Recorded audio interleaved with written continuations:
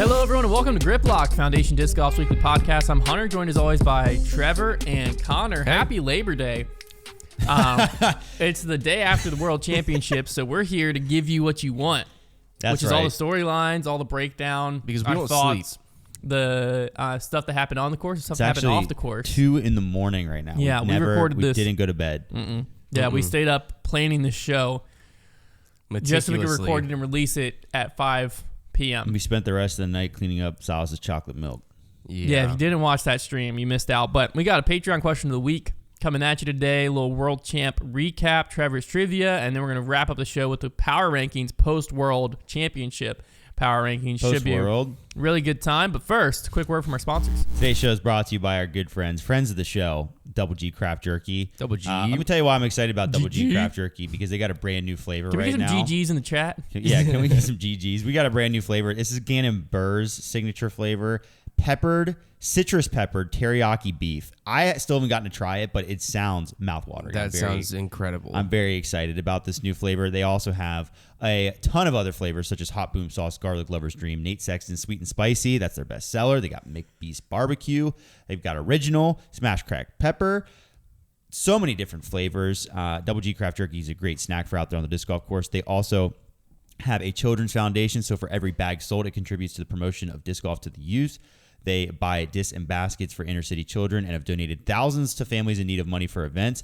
If you're interested in using them as a players pack item, they offer a 1-ounce bag. That's a huge hit for players packs because it's a great snack out there on the course. They also sell hats like you'll often see me wearing in videos. They do subscriptions as well if you want to do a 3, 6, or 12 months option, and then you can set your quantity of how much jerky you want delivered straight to you every month. So make sure to check out Double G Craft Jerky, link in the description. You can get 10% off your order with code Foundation. Highly would recommend it. It is a great snack out there on the course. Thanks again, Double G Craft Jerky, for sponsoring the show today. A beef jerky subscription is low-key a great idea. Yeah. Yeah. Who wouldn't want that? So let's kick it off here. I have a piece of gum in my mouth for the first time, possibly in 10 years. I don't know if I've ever seen Trying to you get the chew chocolate milk gum in taste out my of your life. mouth. I just saw chocolate. I saw feel chocolate really milk. weird right now. I saw gum when I was leaving my house. Oh yeah, I'll pop a piece. I also haven't and chewed now in I'm a like, long time. what am I doing? So if you hear random chewing noises or I just exit stage right, Stage I'm going to right? spit the gum out. But anyways, it's just something I've never seen. I don't before. chew gum ever. Not a gum I spend guy. a lot of time looking at you guys' faces because Yeah. how much I edit you guys, and seeing you chew gum is a weird Yeah, experience. for me. I don't ever chew gum. I was Spit trying to it stick out. it to the top of my mouth He's so I could trying just to- talk and it didn't work. He's Spit it out. breaking the matrix. Just swallow it. If you have to spit it out, just go for distance. Go for distance. I'll just aim for Connor. Yeah, I'll catch it in my mouth. Nope. All right. That'd be Patreon fun. question of the week. So if you're not sure where this comes from, basically we have our Patreon's called the Heiser Club, and we have a weekly podcast called the Heiser Club Mailbag, What? where basically people ask us whatever they want, and we answer each and every question. You can check this all out at patreon.com/Foundation It's so much Disc Golf, fun. and you can actually sign up for a 7-day free trial over there as well if you want to check out all the content we're putting out before you decide. Be a part of the inside jokes. Yeah, but Be a part of it. there's a lot Shay of inside Stevens, you're jokes. dead to me. Yep. Shout out Chris Crossley. Yep. And you can also get an exclusive foundation niche, I'll call it, t-shirt. So if you want to get on real inside jokes and show up to a tournament Plug. rocking a rest in peace Wheel Shoestrick shirt, the diehards will know where you got it. Wheel. So this Wheel question actually comes from Micah Webb. Yeah, as in a wheel, as in not Will. Yes, sorry, Wheel Shoestrick. If you haven't watched our videos, that might have come across very weird. We have a He's wheel, alive. and we call him Wheel Shoestrick, and I bashed it against a tree because I got upset. I was on our last Respect. video. I did a "We Miss You" Jaime little segment because one of the guys who threw a shot, did a shout out to Jaime. That was, and it looked like he was dead. He's That's not funny. dead. He's Jaime's a very fine. young He's just kid. in Charlotte. He's chilling. He's fine. Micah Actually, I'm Webb not even wanted sure. to know.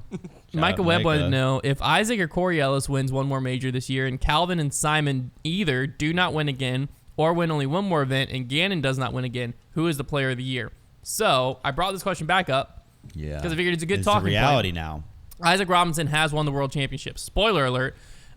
So Isaac Robinson now has 2 major wins. Then he was saying Calvin and Simon either don't win or only win one more event. Gannon doesn't win again.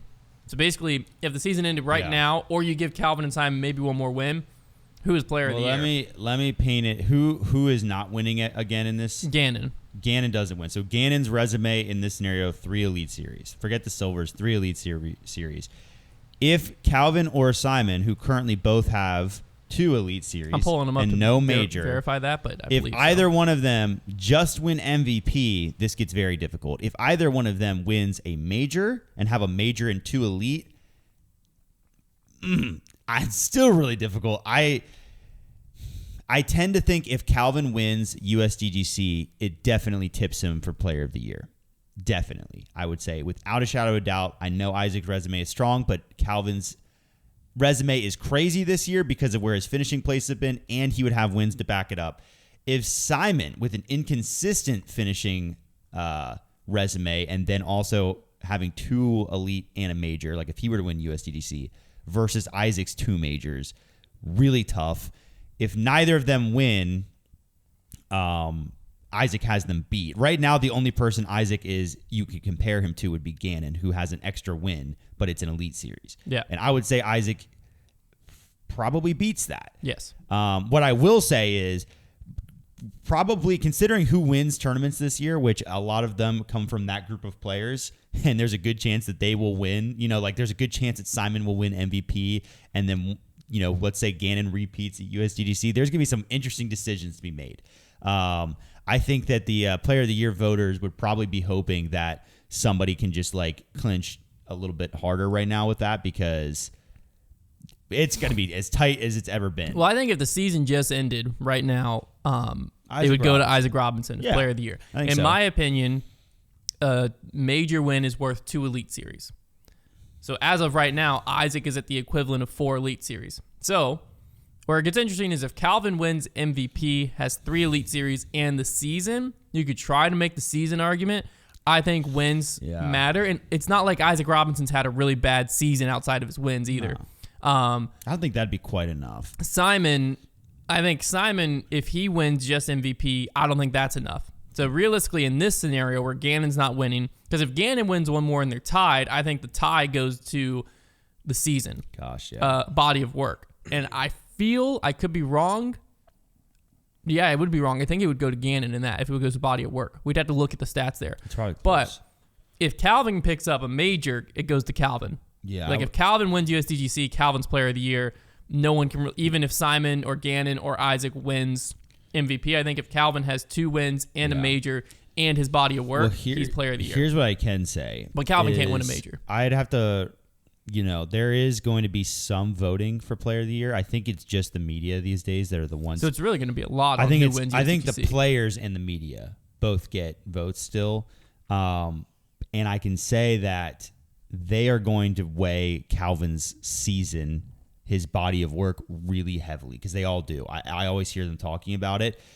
I think it's very impressive. I tend to credit wins above all, but I can say that if Calvin is close, I think there's a great chance that he wins it, and it's going to be interesting. Well, we've got a good, we're in a great situation where you can make arguments for a lot of players, and I think that's where the Player of the Year is beautiful. It's more fun when it's this way. Because they give it to Calvin. Okay, well, if the season ended today and they gave it to Calvin, there's a really good argument for Isaac.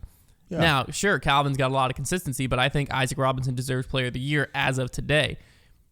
And I also really like Isaac at USDGC. I really do. If Isaac wins USDGC, there is no argument. I wonder what he did there last year. Let's look that up. Let's pull that up, because you'd have to like him there because he's accurate. He can putt well. I just like his angle control. Doesn't have a forehand, but who cares? I think that he's a guy who just overcomes that. Came in 6th last year. That's a tough look for the field. Looks like the dude was a master of momentum too, because he could not be stopped. Now he lost by 10 strokes last year, again, but he came in 6th. He played well though. I think that tells you right there that there's a good chance he contends. I mean, if you look look at that leaderboard, you do have Gannon, Calvin, and him all within that top 6. Yeah. Because he went 62 round 1, which was kind of his bad round, then went 59, 58, 54. So he got progressively better. 54, scorching hot. Gannon obviously finished with a 52, also scorching hot. That was a hot round of the tournament. But USDGC is going to decide a lot of things. It's going to be awesome. But yeah, to answer your question, I would say in the scenario you're giving me, if Calvin or Simon don't win a major, Isaac Robinson's Player of the Year. 2 majors is But pretty convincing. we'll see what happens. And there's a lot of arguments can be made either way. But let's get into the actual Worlds now. That was just like one of the side talking points. A lot of talking points from Worlds. We're going to start with the FPO side. No surprise here. Kristin Tattar, wire-to-wire victory. Wins by 6 strokes over Missy Gannon. And then third place, you have Holland Handley. This tournament wasn't quite, in the end, it was a dominant performance by Kristin Tattar. There was a little bit of a slip up in round 4, I believe it was. It got within 1 yeah. on hole 14. And Missy took a double on 18 and kind of started to fall away a little bit. Yeah, it got within 1 on 14, but then Kristin went 3 under through the last 4 holes, whereas Missy went 1 over, and so she was able to push it back to that back to a 5-stroke lead, and then gain another in the final round to finish with a comfortable 6-stroke lead, and that was with some layups on 18 as well. I'll say this: Missy Gannon played her heart out there. Like she had to play really, really well to make any reason to watch FPO because of how, I mean, Kristin was just pulling away from everybody. If it wasn't for Missy, there would have been nobody even contending. Missy was well clear of the field. I think Missy Gannon played really well for that tournament. She did a great job and actually gave herself a few chances to catch up to Kristin. It's just one of those things where like she just wasn't going to be beat, and I think we all knew that. Yeah, everyone knew. Well, except what Paige. was happening. Well, yeah, that's what you might be listening to this and be like, wait a second. I'm confused. Yeah, wait a second. I follow Paige Pierce on social media. I thought Missy Gannon won. Or if you follow Paige Pierce like a day after this, then you're like, what are these guys talking about? We'll cover all that. So Paige Pierce on Saturday. Now, I don't know at what point this was posted. It would be brutal if this was posted on hole 14 when they get to 1 stroke. Yeah. But timing-wise and jinx-wise, that would be when this post made the most sense. It was the hardest jinx of all time. It's the type of jinx that makes you think Paige had money on Kristin. Yeah, well, I don't know. Not true. Paige but it's was like Paige was on a anti-Kristin social media campaign, and then I think got called on it and tried to backpedal into being like, no, I'm a huge Kristin fan. I love Kristin. The original one. I got the original, of course. I screenshot it. Hunter. When you see. There's certain things in disc golf you see and you're like, they're gonna regret that screenshot. I've got and you so gotta many have of those screenshots. So Paige Pierce said, "Wow, at Missy Disc Golf, which is Missy Gannon's Instagram, you're really about to do this. Of all the things I've called you in all our crazy accents, to add world champion to that, I'm shaking writing this. I love you more than you love your bedtime. I wish I could be there watching you walk up 18 with that giant smile and confidence in your step. Own the day tomorrow and soak up this final round. Everyone help manifest this. Send energy out. Our girl is going to bring it home in 24 short hours." Oh, and Tinker, and then I think she tagged Missy Gannon's husband. Nice job to you too. Love you. Let me be clear. On this post. There's nothing wrong with supporting your teammate and friend. Nothing wrong with it. Nothing at all. However, posting that when she's down and tagging her when she's down 5 to Kristin, not even just saying like, hey, you can do this, blah, blah, blah, but saying like, you're going to be a world champion. Like, I'm shaking writing this. She's down 5 to the greatest FPO player ever. Yeah. Like, she's not. I read that and I was like, what are we talking about? I just think it's just an interesting one. And I'm not going to I'm not going to get too mad over it because at the end of the day, all she wanted to do was be supportive. Yeah. But it was a real head scratcher. Like, if I saw that and I was Missy, I'd even be like, huh? Like, well, I'm too superstitious. If I saw that and I was Missy, I Delete probably would have DNF'd. Because I'd be like, well, I just lost. There's no point in me even showing up. I'm probably going to tank tomorrow. Fascinating. Well, and we got to get to there's an updated version now, right? Well, there is an updated version. So if you go to this post, hit 'em with it. So this is what happened kind of in between. So in between, that post goes up the day I saw it post round. It sounds like it was written post round. I don't know at what point it was written, but it seems like it was post round 4. And like we said, she was down by 5. I'm imagining these stories are gone. But yeah, they're gone, man. Well, it's 24 hours, so I don't think she deleted them. I think long just gone, man. But then in between that, I went on to Paige Pierce's story because I just was going through my stories, and she had like a picture on and said like, "Who do you think is going to win tomorrow?" And the option was Kristin and Missy. And so I voted Kristin because I was like, this is going to be kind of funny to see like 95% of her followers vote Kristin. Mm-hmm. I hit it. It wasn't a poll. It was a quiz. And when you hit Kristin, it told you wrong answer with a check next to Missy. What? Crazy. And so I like clicked that, and then I laughed even Listen. harder because I'm like, we are just like, she's just on. I'm gonna spin zone this because this is what we've wanted for years, is like a player to decide that they're just gonna like get out there a bit and like get a little rivalry stirred up. So I think this is great. I actually but the problem is this. she backed down. That's the That problem. is true. There's still Because like some 2 progress slides to go. later, you have a picture of Kristin holding a trophy, and she's like, "To be clear, I've been a Kristin fan since 2019," and like wrote this whole like a Kristin love speech. I'm like, no. You already backed yourself in the corner here. You can't crawl out now. You already showed us where your mind's at. You can't just try to save it. And I then, mean, the quiz is crazy. And then she edited the original post. Wrong. She edited the original post and said, "Wow, this is going to be one of the craziest battles against one of the best FPO players of all time." Now we're kissing tail. Kristin and Missy are about to give y'all a show tomorrow. I'm proud of Missy Disc Golf's determination and fight. Missy has been with me through it all. She's my best friend, maid of honor, and my sister. I'll be cheering you on tomorrow and taking the action from my living room. I'm so sad I won't be able to attend the final round in person. However, whoever takes this one down deserves to claim a world title. Be sure to send out all the positive vibes to the lead card as they handle the nerves on each shot and get ready to watch history unfold. Good luck to all the FPO players battling out This is tomorrow. the funniest one yet, too, because like, I don't know. When was that edited? How long? I don't know. Like, most people see that post within, like, everybody knows you changed it. But most of the comments... Editing a post after, like, the first 20 minutes that it's up, especially if you're as big as Paige, like, there's no point. I mean, I think Everybody's the only seen it. reason why it might make sense is if they're, like, it sounds like they're, like, genuinely, like, best friends. So if I had, like, a best friend in that situation, it would be fun. Like, it wouldn't be because you dislike the other person. It'd just be because you're, like, so much, like you're best friends with the person. Well, here's my media wanting a storyline still to be an interesting, true, especially her opinion knowing on her it. position is still an interesting. Well, post so to make. I'm reading the comments here because the comments didn't get edited, obviously, and the post didn't get yeah. deleted. So most of the comments are just like coming after Paige because There's a lot of Kristin stands out there. Us Estoniacs. And then Alyssa, Paige's partner, said this is the craziest response to a supportive her friend I've ever seen. Barf emoji, heartbreaking emoji. Missy was one stroke back during the round. Not that crazy to think something similar could happen, and that's no hate to Kristin at all. Shows no one actually watched the round, just looked at final scores. For months, I've been trying to convince Paige that she's wrong about all the haters, but y'all are making my life hard. Dang. You know what, Paige? If you don't have haters, you're not successful. That's true. If you don't have haters, you're doing it wrong. Just keep that in mind, Paige. Here was my opinion. Again, media wanting a storyline to be there and wanting this rivalry to really just ignite because no offense to Paige, but I think she needs this rivalry to light a fire in her to get back to the Paige we all know. Be sick. I think that Paige Pierce had, before Kristin Tattar, the GOAT lockdown.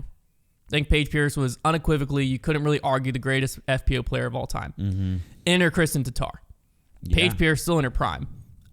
Realistically, you're thinking like Paige is going to be the first to get to 6. She's going to, she already has all these 1,000 rated. Yeah, she's about to hit 1,000 rated. Oh man, I forgot about that one. And it all slips. We got to check the round ratings. It all slips. So next thing you know, Paige Pierce ratings going down. Kristin Tattar enters. Paige is starting not to win anymore. She starts to change the narrative to say, I don't care about winning. It's not about winning. Yeah. But then when she does win, it is about winning. And then Kristin just keeps winning 85% of the time. She walks on the course and everyone's just like, this is over. Why is anyone else showing up? Which is what we used to say about Paige. I would make that post. I'd put a poll up. The best thing that could happen for women's disc golf would be if Paige, recovered from her injury, got back into her prime playing, and started challenging. Yeah, Paige. gave Kristin, because that would give us a show. It would be awesome. That's what we want. We want that so bad. That's what we had with Paige and Kat. That's what I'm trying to make this a narrative. It was that was the interesting thing. because you rarely saw Paige struggle, and as soon as Kristin came in, it was like a Wittershins happened in Paige's mind, and she completely changed her whole So personality. just went the whole opposite direction. Yeah, Yeah. It's crazy. Kristin, though, you can't say enough good things. Kristin Tattar. Oh man, Kristin round ratings. Do you want to hear them? Yeah, I do. Hashtag road to 1,000. We're tracking Kristin. 1034, 1039, 975, 999. So she averaged over 1,000. Here's the thing. We plugged them in because we're close without factoring in the drops that are about to happen because the ratings update will be Tuesday? Tomorrow? I'm not sure. Whenever the ratings update in September I is. think she's going to hit it. We're a big rating show. Well, those aren't going to go on September. That'll wait till October. But even still, I think it'll be close. It's gonna be very close. This update is going to be at least 997-ish, possibly higher. So she might already hit it in September. If not, Throw Pink Women's doesn't count. Ratings don't count there. So Yeah. it's really just MVP. Mm-hmm. If she performs well at MVP, which that course sets up for her to, she will be the first ever 1,000 rated FPO player. Come on, man. If she gets to 997 this month, she'll break Paige's record of the highest rating. 996 was Paige. Yeah, they had those 996 forces. I remember that. So if she gets to 997, record's already broken. 1,000 rated peers are gonna go crazy. Yeah, it'll be. They should do the same stamp that Brody did, or the same design. The 1,000 black with the gold. That'd be That'd be so funny. That would be funny, really funny. And they should sell them with a hat too and a hoodie. Hat combo. So the interesting thing about the GOAT conversation, because Kristin's getting into that conversation, deservedly so. My goat. Is there's two ways to look at it, right? One side, greatness is determined based on accolades. If you go based on accolades, Kristin probably won't get there. I mean, you got to just look at she's got probably a few more years of dominance. All signs would point to that, but she is getting older, and she's kind of entering this disc golf level of dominance late in her career. Yeah, I've got to take. I was Okay. thinking about the other day. If Kristin had entered the sport, like entered the U.S. disc golf scene, like the same time that Kat and Paige were coming up, she'd be the Ken Climo of the FPO. I think she'd have like. It would be interesting. I think she would have like at least 7 or 8 world titles. We by can't now. overlook what Paige used to do, though. But we never had the Kristin litmus test. That's fair, but That's all I'm saying. I think part of Kristin's dominance is similar to Paul's dominance, which was not necessarily skill gap. It was the mental scaredness, if that makes sense. Well, I'm saying if Like she could have established what she's doing now, the field's like in theory the field has gotten better. If she was, I don't want to write off the killer instinct Paige though of old. There was no Kristin. There was a cat. And Katrina Allen was darn good at disc golf back then. I know she lost by, 39 this weekend? Yeah, we have to start. I'm still shocked by it every time I see it. She was 13 over. Kristin finished 26 under 39. Yeah. I know Kat lost by 39. This guy's tracking it. Yeah. Because I was telling my wife about it. And she was like, so who came in second? I was like, Missy. And she's like, who came in third? Holland. She's like, where are the other two girls? Like, well, Paige is hurt. She has a broken leg. She's not going to be back. She's like, well, what about Katrina Allen? I was like, you don't want me to answer that. What about her? I was like, you're going to have to keep scrolling. But That's crazy, man. back then, Katrina Allen was very, very good. She is still very good. She's got something mentally blocking her up. She was Kristin. very, very good. Yeah. I think Kristin's mentally blocking up the whole field is what I'm saying. But I don't think she would have mentally blocked Paige back then What's to say? because Paige hadn't built her brand yet. I think what Maybe. I think what blocked Paige, Yeah, that's in my true. opinion, is Paige built her brand on dominance. That's a fair And Paige point. was basically Yeah. saying like, "This is who I am. I somebody win." somebody threatened it. And then someone stepped in and was like, "No, you don't win. I win." No, Yeah, that's- she that's didn't have to fair. And it's deal with like- anybody because again, whenever you're losing That's fair. as you're making your way up, you're not like it makes sense because you haven't built that reputation for yourself. You're like building you the said. reputation. Yeah. So I think it would have been a lot closer because I still think that Paige Pierce is capable of what Kristin Tattar is doing right now. Yeah. I don't know. Kristin, if you watch Kristin play, she's not doing anything jaw dropping. She's just not making mistakes. Yeah. Yeah, I don't know. She's That's darn what good. Paige Pierce used to not make mistakes. Like if you go back, Paige Pierce played the game Kristin's playing. more OB now. I don't know, man. Come on. That's our worst. You're grasping at straws here. No, I don't know. OB is Paige's worst nightmare Nowadays, but it didn't used to be. because it wasn't on the course. Because Kristin wasn't on the course. Kristin came in, pushed that narrative away from Paige, and I think that's what shifted Paige's mentality to be scared. It's just another classic LeBron MJ argument. We need the time machine. Kristen is the OB in Paige's mind. There you go. That's a good Wow. one. That's Wow, is that a T-shirt? But no, I still, How many world titles? I'll say this. I think Kristin, was she 32, 31, I think she's 32? 32. I think over the next 4 seasons, she wins at least half of the majors for the next 4 seasons minimum. I'll say that. That's what I'd agree. That's what it looks like to me. Until some anomaly comes and Anomaly. words. Anonymity. And still Anomaly. until an anomaly comes in and there's somebody new to challenge this. field, Another Kristen can always pop in. Yeah, Well, but we need one because this here's field's the not thing- beating Kristin for a while. Here's the thing that we have seen the last 2 tournaments out of Kristin. She hasn't lost either of them, the European Championship or this. Mm-hmm. But she has kind of baltered with her lead. She's kind of walked around and just kind of she's given up more than you would expect her to. She's had chances to really run away. I mean, the European Championship, she was up by like 16, and it got to like 3 strokes. I think she just gets bored. I don't know. Well, she doesn't have to push. I think that's, but I think I don't know. It's going to be interesting because she has lost. They don't like teach you in disc golf school how to play with a 20-stroke lead. That's true. Yeah. You're kind of like, what do I do? But she has lost this season. Yeah, she's not perfect. I think she's never come back from 3 strokes down. That's true. This giant of the FPO field has a weakness. Mm-hmm. I think it's between her ears. I don't think that she has the mental toughness of when she's back or someone's slipping. Here she held on, but if Missy would have kept pushing and not double bogeyed 18, would she have?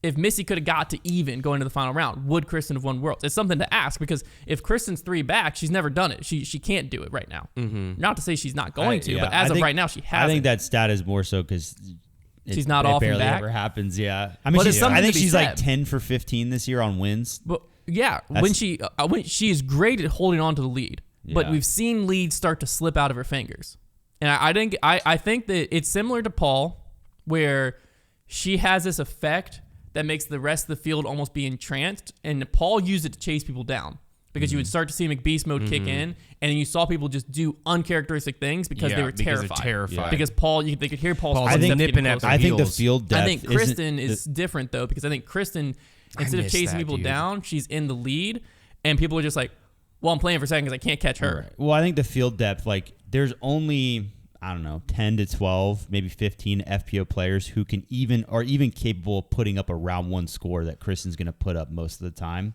So I think it's pretty hard for her to be behind after 1 round. I would agree. I think Kristin I'd like to know how many times she's gone wire to wire of those 10 wins. It's probably most of them. Probably a good bit of them, which is just like, that's the thing, is like she jumps out to a lead, she coasts. I don't know. That's just, she is FPO. What I'll say, back to the greatness argument, right? She is making a very good case to be the greatest FPO player of all time. The accolades I don't think will quite get there. I don't think she'll be able to quite match it. But there's this other side of the greatness argument, which is like the best, right? And there's like the greatest, which I think greatness includes like accolades and all that comes with it. And then there's the best. And where the line gets blurry of the GOAT, are they the best player of all time? Like Paul McBeth is the best disc golfer of all time to today. But he doesn't have the accolades to match Ken Climo. That's why there's this argument. Not because Paul couldn't go beat up on Ken Climo, because I believe he could, but because Paul's not going to get to 12 world titles. Now, he might match Climo in majors, but Climo didn't have the same amount of majors to play, or else no one would be able to touch that either. I think that's a Kristin Page situation. They're just a lot closer in time frame, because Page's career also isn't over. And like, who's to say she doesn't come to Virginia next year and win a world championship number 6? And now we're talking a whole different storyline. But I think she could. From the optics of it, Paige Pierce. That new London OB, though. Ooh. I don't think she typically struggles with wooded OB. It's the open OB. And then we said that, and then what did she win this year? They opened at Austin? Mm-hmm. The most open OB course of all time? Really, regardless of like what Paige's struggles or anything, it's mostly just, I mean, there's just consistency issues. Yeah. A lot of, like, that's the same with Katrina, is because like they've still proven that they can win. Yeah. It's just there's consistency issues. It'll be very interesting. Kristin Tattar is, I think, the best thing to happen to FPO since Paige Pierce, because you have a lot of people tuning in to watch Kristin. And that's what you want. That's what happened with Paul McBeth in MPO. That's what happened with Tiger Woods in golf. Dominance can get boring, but people watch it. And I mean, the viewers back that up, because if you watch round 1, there is almost as much people watching round 1 free on YouTube of FPO as there was watching the final round MPO on DGN. Which might not sound crazy, but that's pretty crazy. That as many viewers watched round 1 FPO. I think there's a bit more. You said there was 10K. I think there was only like 8.5K on. Yeah, I think it got to 10K on round 1. I'd have to look back. But when it went from, it used to be like FPO was like half the MPO viewers. Round 1, FPO and MPO were mighty close in views, and I think the majority of that, in my opinion, is Kristin Tattar. It's very exciting People to watch. want to watch her. Very exciting to watch. And she deserves it. She deserves all the accolades. She is a great champion. She holds herself very well. And she's great for the FPO. It's going to be field. interesting to watch at Throw Pink this year, because she struggled there last year. Yeah. Well, she needs the U.S. women's title. She doesn't need it, but like for that's the what season storyline. That's what she was mainly season missing. slam.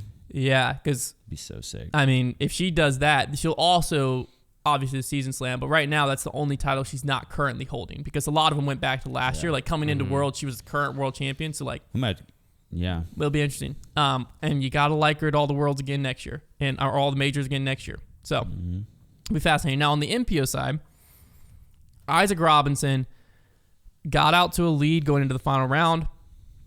Held on. There was a few people that pushed. It got interesting at some points, but it never really got that interesting. Anthony Barella was able to clinch solo second place after some misfortune on 18. That's my dog. Second? That doesn't. No, what I'm looking at doesn't really make sense. But Eagle McMahon and Matty O finished tie for third because they both OB'd I on swore hole Eagle 18. McMahon went OB on 18. No, it was Matty O. Eagle did. He saved par. birdie. Oh, he did. Yeah, he did go OB. Oh, the graphic said for par. It was Matty O and Eagle that rolled OB. Yeah, they went OB. Eagle McMahon birdied 18.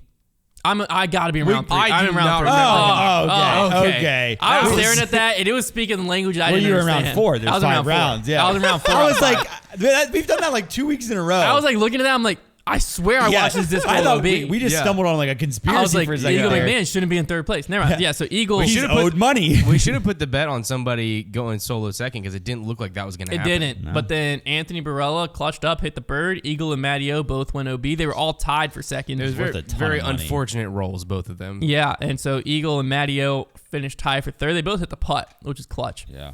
And they both shot 13 under par that final round, one off the course record. Wow. And then AB finished in second, 2 behind Sir Isaac Robinson, who again there was definitely some moments where At people one point, pushed him. Eagle was within one. When Eagle, But Eagle then threw OB on, I think that was 16. well, he had a few pars there. He had to basically birdie out. I mean, he was on a stretch where he just had to birdie out the back 9, and he made a few pars. Well, 16 was the He whole. hit that early tree on the par on 15. That was 15. Yep. And at that point, it was kind of like.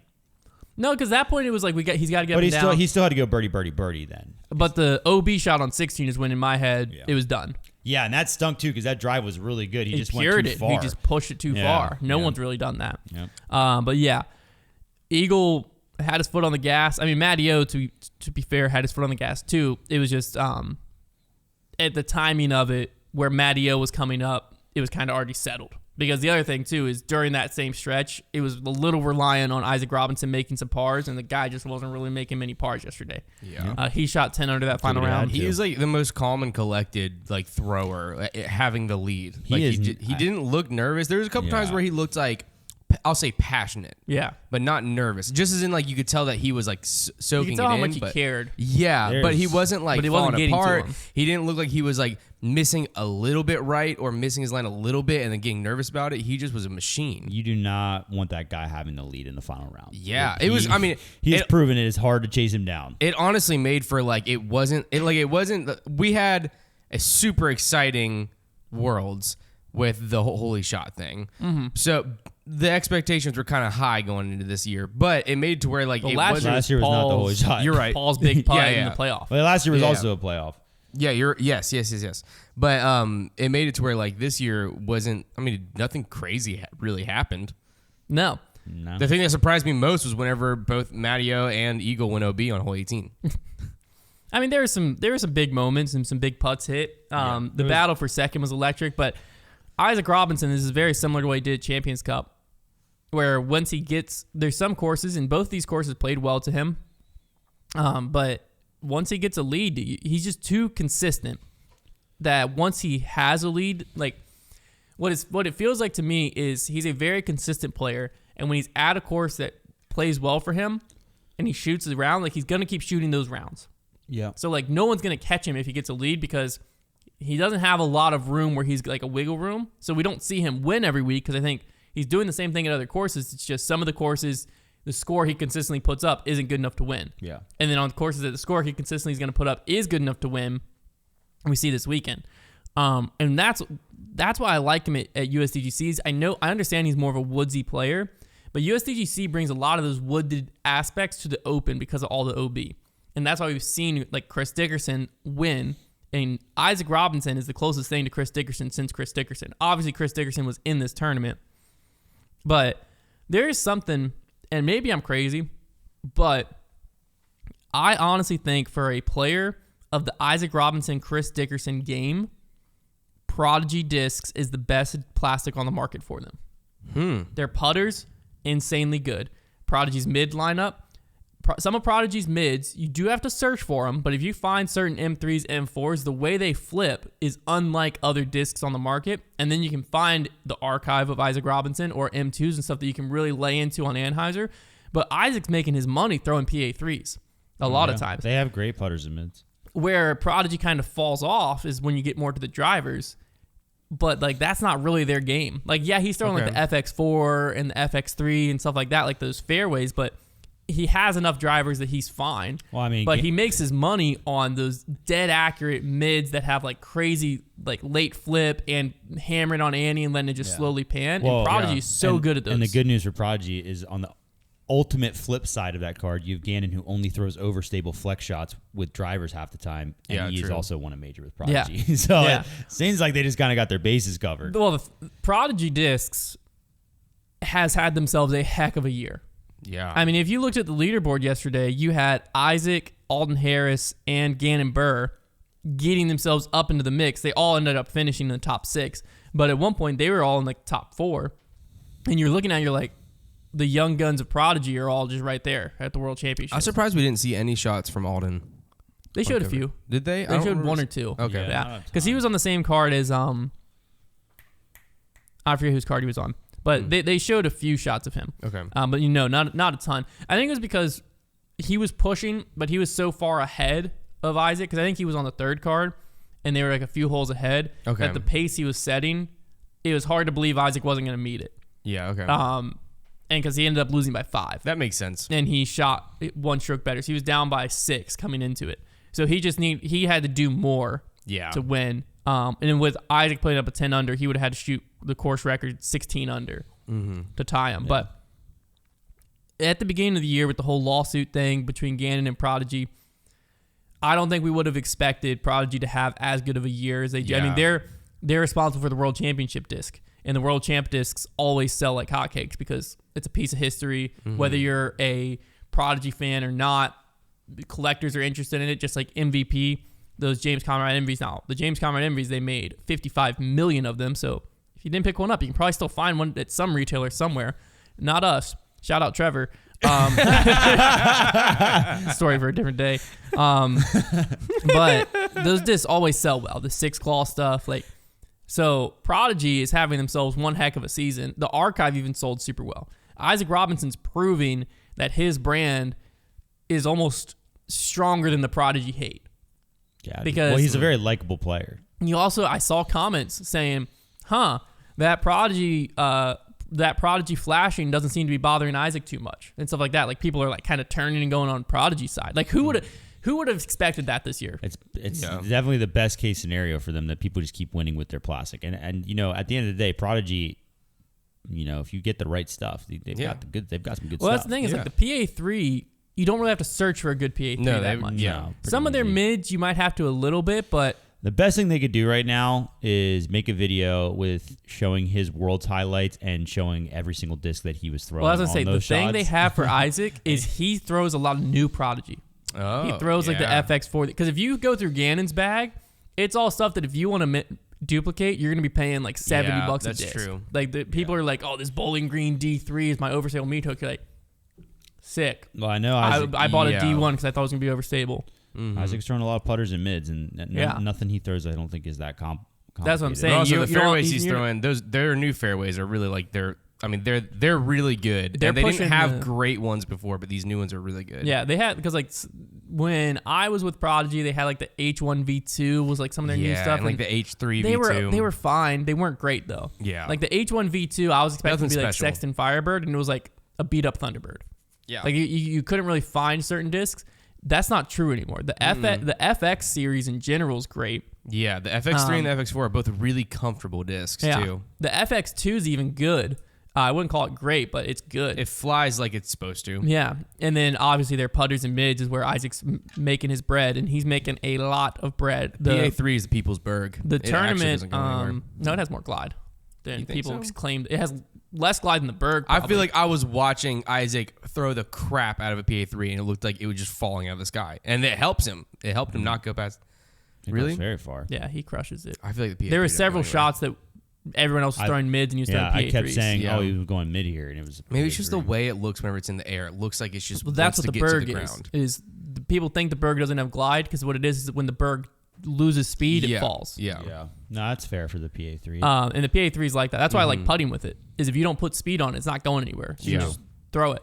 Very true. But if you have some spin on it, that disc goes very far. Yeah, but so yeah, makes- okay, that it makes is. It's similar to the Berg in the aspect I'll of say it just this, kind of falls man. at the I end. mean, and this is starting to turn into a Prodigy promotion. It's not really As it supposed should. to be. And but use Hey, code- I'm just they kidding. won the world championship. But, like- they deserve give it. 'em- But give 'em like their I'm flowers, not- man. I'm continuing to. I'm just Good. saying, like, it's got me wanting to throw a PA3. Like, I want to put PA3s. PA4s back in my bag. The PA3 is one of the greatest putters ever made. Gosh dang. I'll die on that hill. Maybe I I'll love put a PA3s. PA4 Wait, back. do we, I do we love do the it? Do we PA4. just chuck out a bonus code? Do we do it for Prodigy Why not? What's Isaac's code?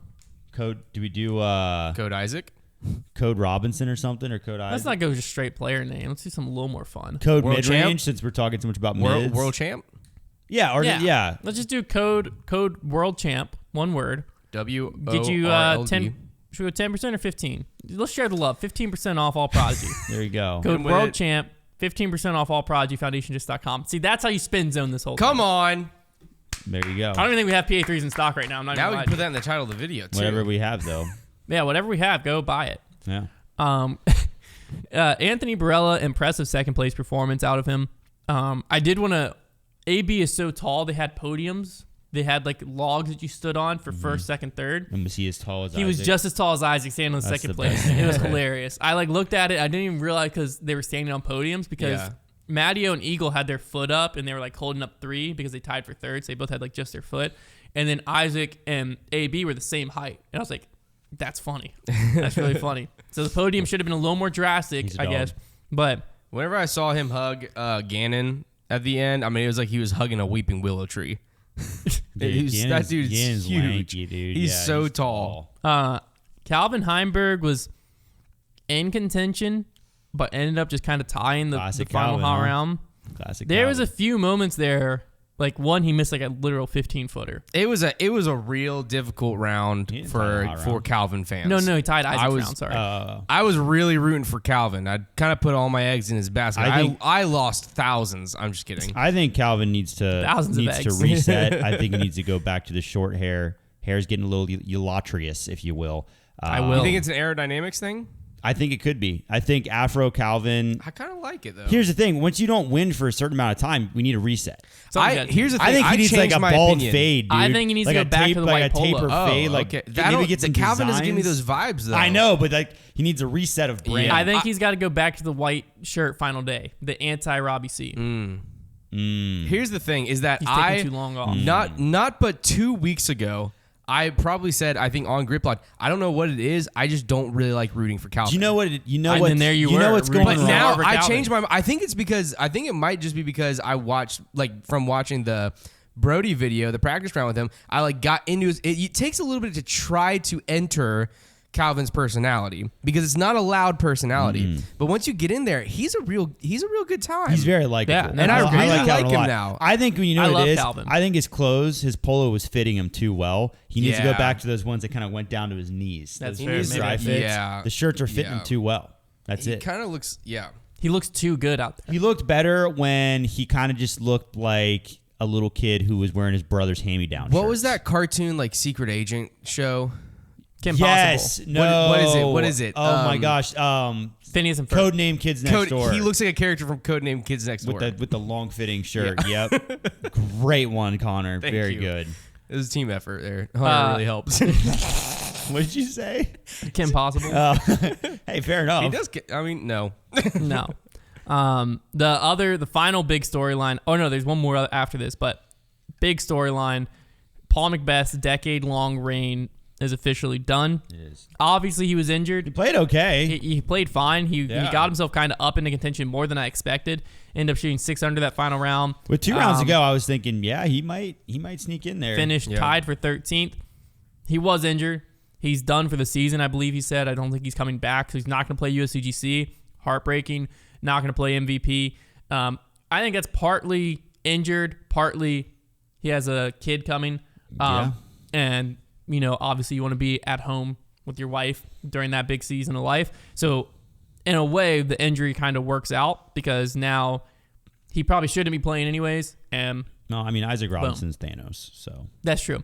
But there it goes. As quickly and mysteriously as it came, it's gone 10 years later.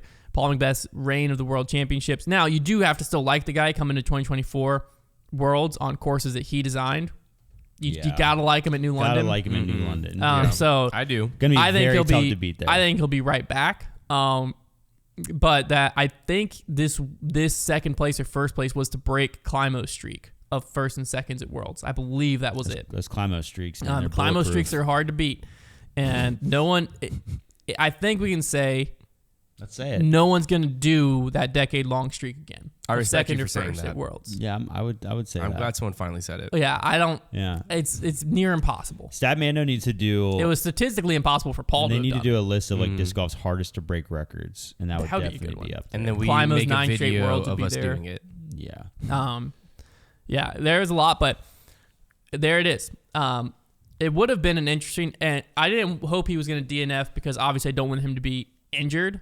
But it would have been curious the arguments of his streak's still alive versus his streak's not. No, I respect he finished it out. But he finished it out because played pretty well. he very easily, I'm sure he was in pain, very easily could have DNF'd and just taken the easy way out. I do respect him But for that. he finished it out. Finished it out. With the birdie on 18 nonetheless. And he 6 under did final round. not embarrass himself out there. No, he played solid. Which top is awesome.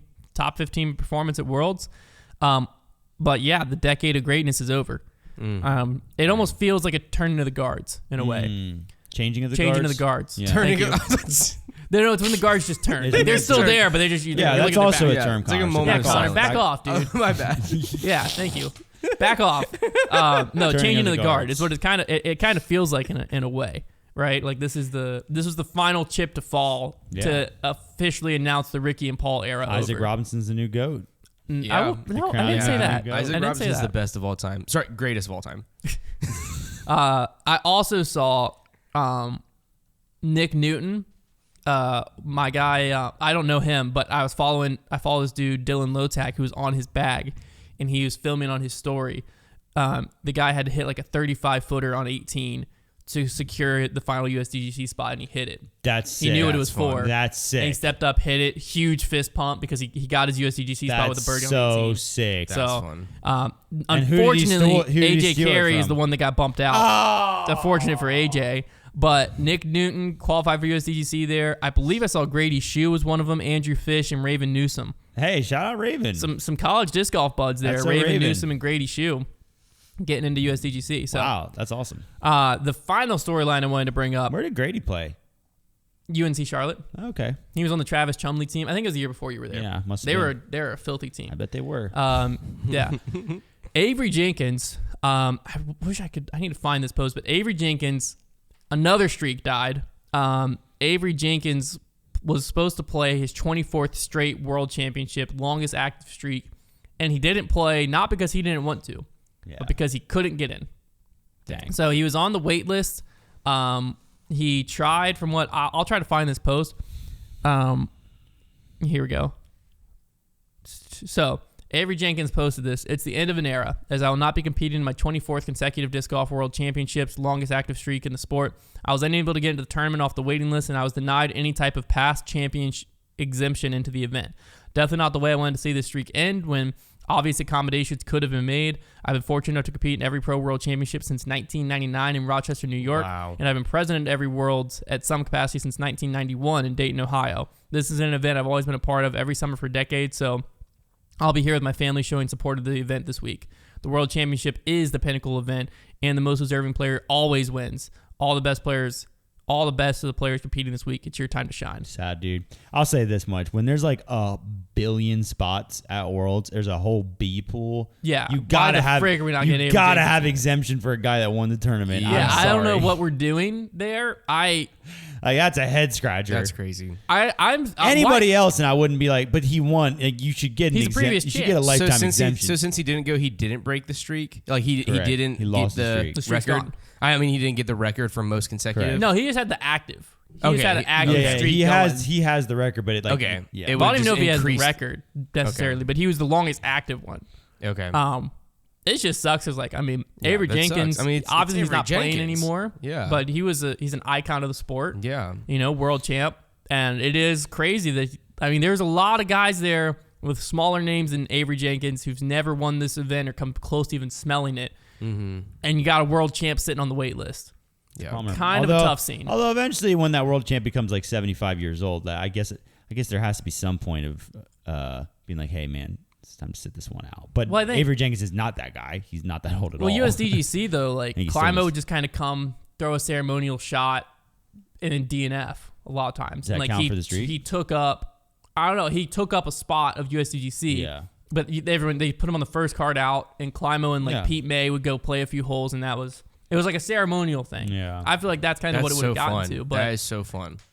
It's a shame. it's gone. It's done. There's no other option. They made the PDGA. wrong choice, PDGA. Come on, PDGA, dude. And Avery Jenkins right around of all PDGA election time too. Yeah. And Avery Jenkins. I'm writing in Avery Jenkins. because he's not. It's not like he's Wow. like. Yeah. There you go. Very big of you. Thank you.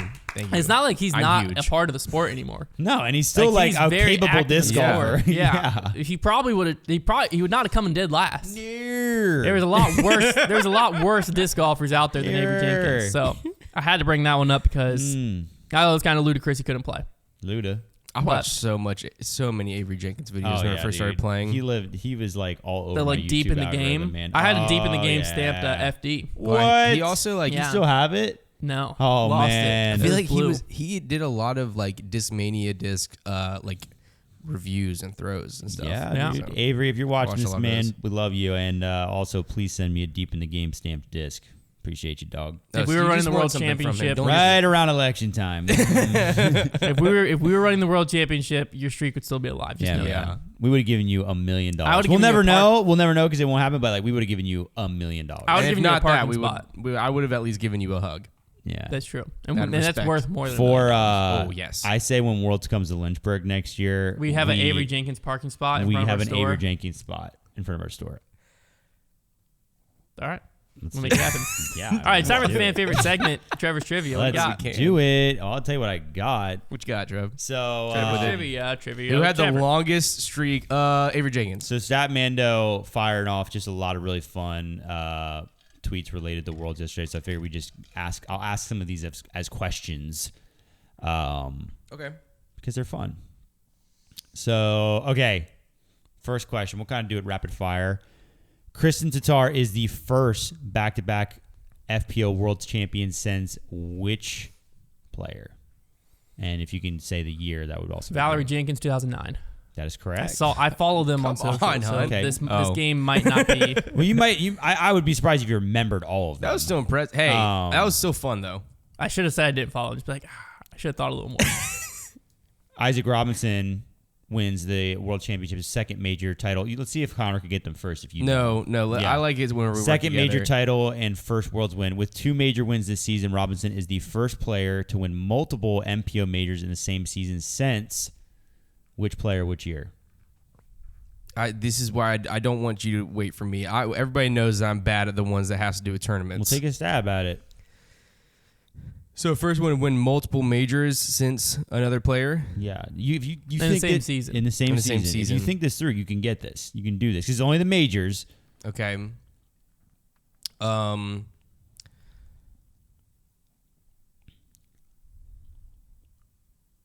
Is it how many majors did Gannon win last year? Just one. Well, that's Yes. not helpful. All right, Hunter. Do you know the answer? I don't remember this one, Oh, we got a double stumper. but I double feel like stump. it's Paul Macbeth 2019. 2019 is the year that sticks out to me, but I don't know why. Okay. Like Well, I'm trying to it think through that the major long winners ago? that year. I don't. Paul won Worlds that year. Yeah. I'm wondering, did he win European Open? Because he didn't win USDGC that year. Chris Dickerson won USDGC when there was only one major the next year. Obviously, Paul 2015. I mean, there's a lot of other years Paul won 2 majors. Yeah. But That's what I wanted to say, Paul, but I wasn't sure if that was too far back. I feel like it's 2019. I That is don't know so if it's crazy Paul. that there. I feel like there's such a big Who jump won- so quickly. Can't be Rick. Because Rick would have been 2017. I don't think he won any other majors. That only makes sense then. 2019 sticks out in my head. I don't know why. That's correct. Okay. Was it Paul? Yeah. Oh. Okay. That's correct. Why didn't you just say it when I said it? You could have saved me a lot of thinking. I like to make you ponder. He wouldn't All make right. you think. Heat it So, up. since 2007. What was it? Was it European Open was the other major? Yeah, it would have been Okay. European Open. Okay. Since 2007 in MPO, obviously we have 15 Worlds winners now, 16 with Isaac.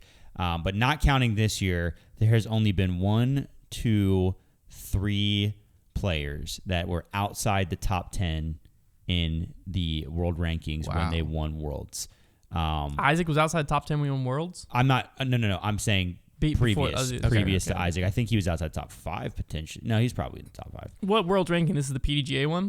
This would have had to been for these because well, world rankings just kind of suck. So I don't trust any of them except for ours.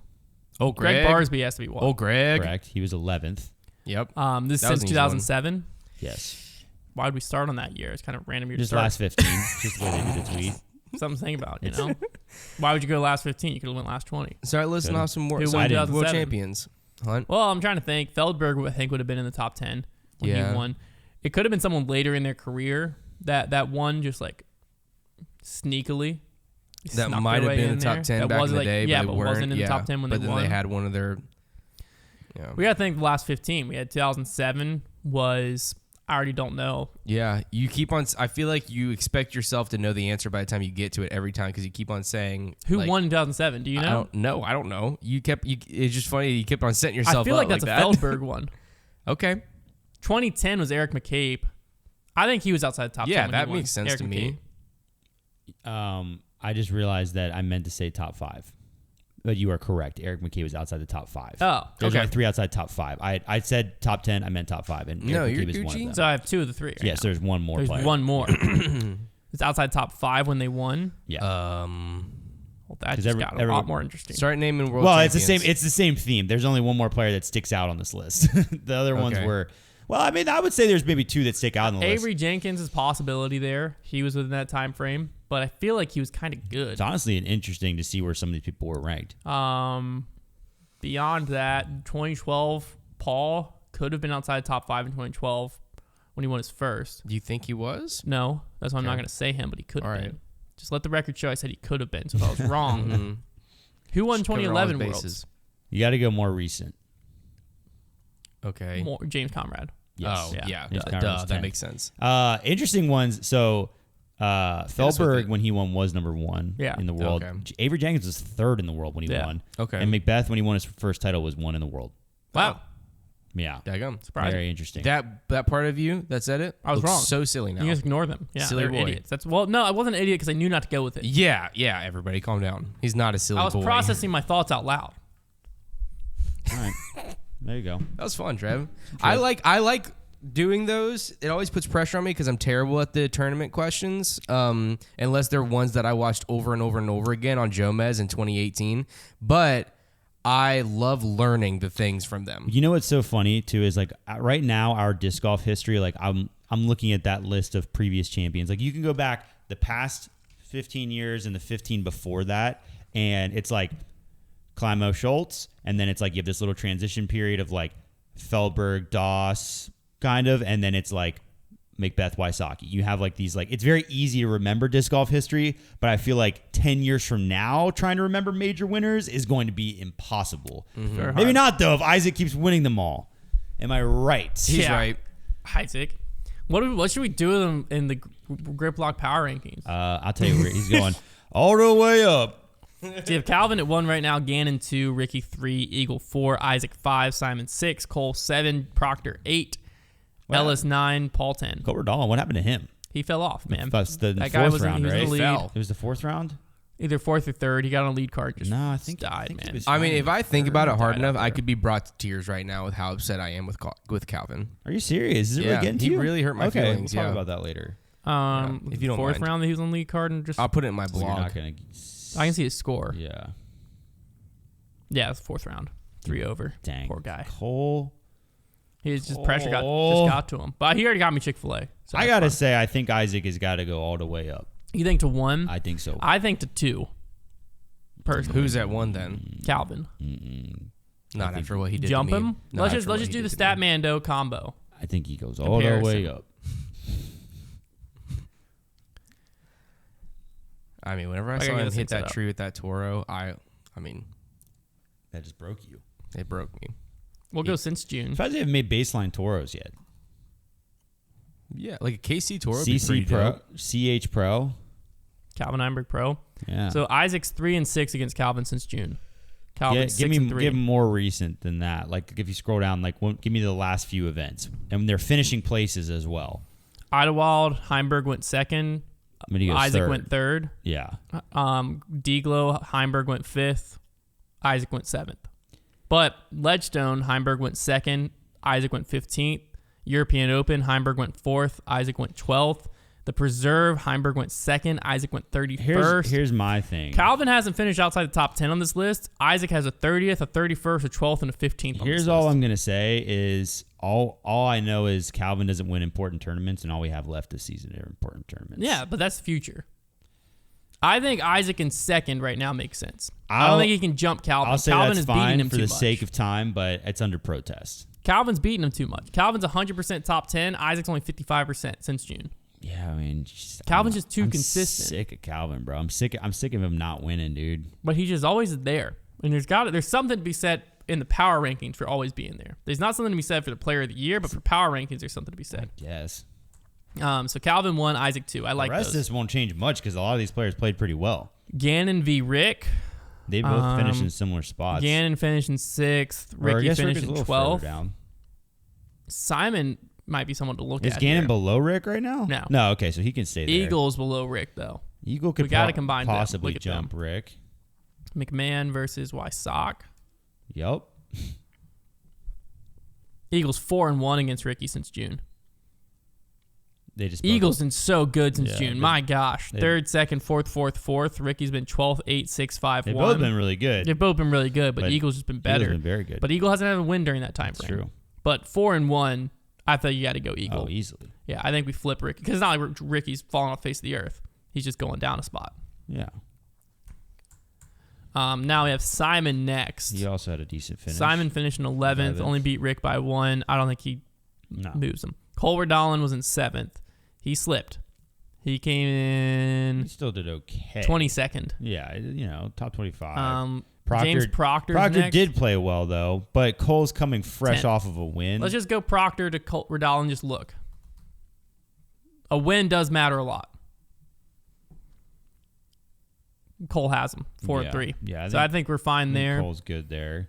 Corey Ellis after James Proctor, and then Paul McBeth. We're gonna have to look at Corey Ellis.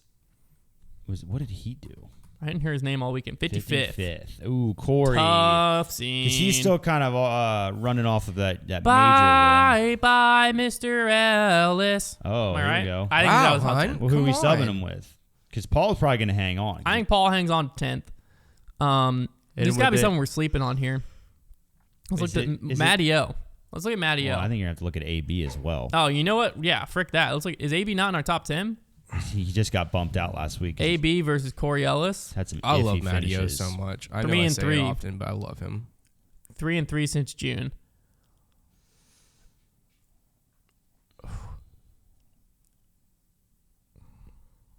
They haven't faced each other since the European Open. Yeah. But it was a 2nd and 55th. I like Anthony Barella over Corey Ellis, but is AB the best to replace him? Yeah, let's look at another player potentially. Matty O. I think let's go AB versus Matty O. I think we do need to look at Matty O.